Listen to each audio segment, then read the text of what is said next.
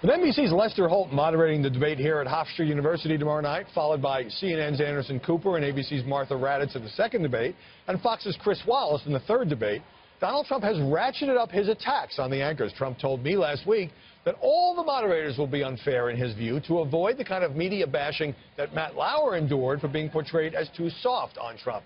And here's what Trump and Bill O'Reilly said this week. The next debate, you have Martha Raddatz at ABC, who I work with in Boston. A brilliant journalist, but she's a Democrat. And then Anderson Cooper, I think he does a decent job over there, but he's a Democrat. Okay, so you got two Democrats, and you don't want. And are you showing up for that, or what are you going to do? And by the way, Lester's a Democrat.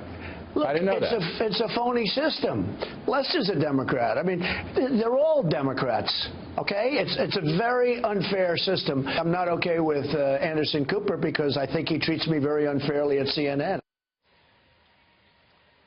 Joining us now is Joe Concha, media reporter for The Hill. So, all right, Lester Holt is a registered Republican. What does Trump gain by accusing all the moderators in advance of being unfair? I think he's been listening to his friend Bobby Knight, the legendary basketball coach, gaming the refs. I think that's all a matter of what he brought up Bobby Knight to me. He did, didn't he? Yeah. Yeah, I believe it. I think Lester Holt's going to call a fair game, Howie. Obviously, his body of work proves that. Here's the thing, though. If you asked me that question in 2012 about Candy Crawley, I would have said her body of work is great, and I don't anticipate her causing any problems or being the story afterwards either. And remember what happened. She fact-checked on the fly. Right. Mitt Romney was neutered, basically. It changed the dynamic, you can argue, for that debate and the election going forward. And as a result, Crowley goes on an interview afterwards and says, oh, no, actually, Mitt Romney was right in the main. I made a mistake.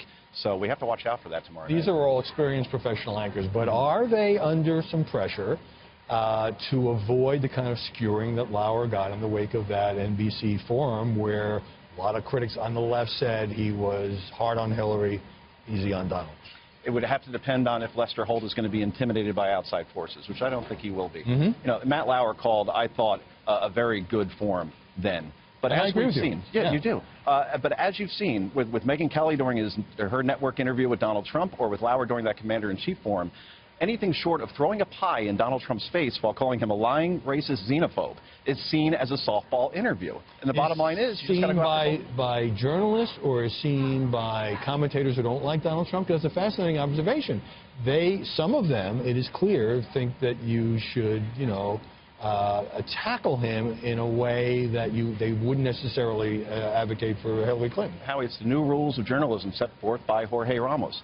Neutrality is not an option, he said. Quote, Judgment Day is coming for any journalists that don't go after Donald Trump. And he was applauded for that commentary by many commentators in the media, especially those on the left. So, yeah, that's how it's seen. If you're not hard on Trump and easy on Clinton, it's seen as an unfair interview. How did we get to the point where that is, at least in some quarters of our profession, the accepted media wisdom that Trump is a dangerous demagogue and it's our mission to stop him, as opposed to let's be really hard and tough but fair to both nominees? Because many in the media, led by the New York Times and their editor, say that, you know what, will say that we have to take out Trump for the good of the country. That they believe that neutrality is no longer an option because Donald Trump is a danger, and as a journalist, they feel that's their duty. They haven't read their job description if that's the result. And even Jimmy Fallon gets criticized, Howie. Right. He's an entertainer. He beat Kimmel and Colbert combined last week because he understands that it's all about entertainment. But because he wasn't hard on Trump, he's not a journalist. He got killed as well. But I mentioned earlier in the program, Joe, that, you know, Samantha Bee and Kimmel a little bit, and Trevor Noah and others, Seth Meyers, are acting like journalists. They are infusing their comedy with a lot of anti-Trump serious stuff.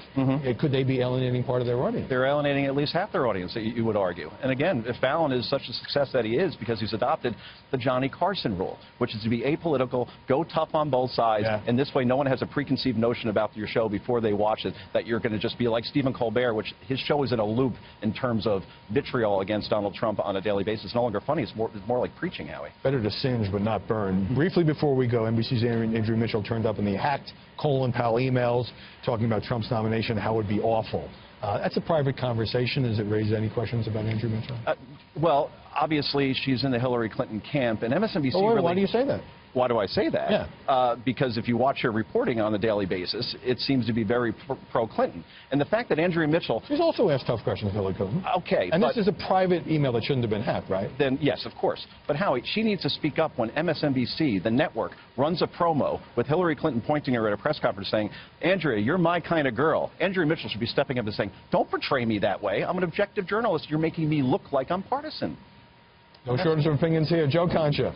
Good to see you in person, Howie. In person, indeed.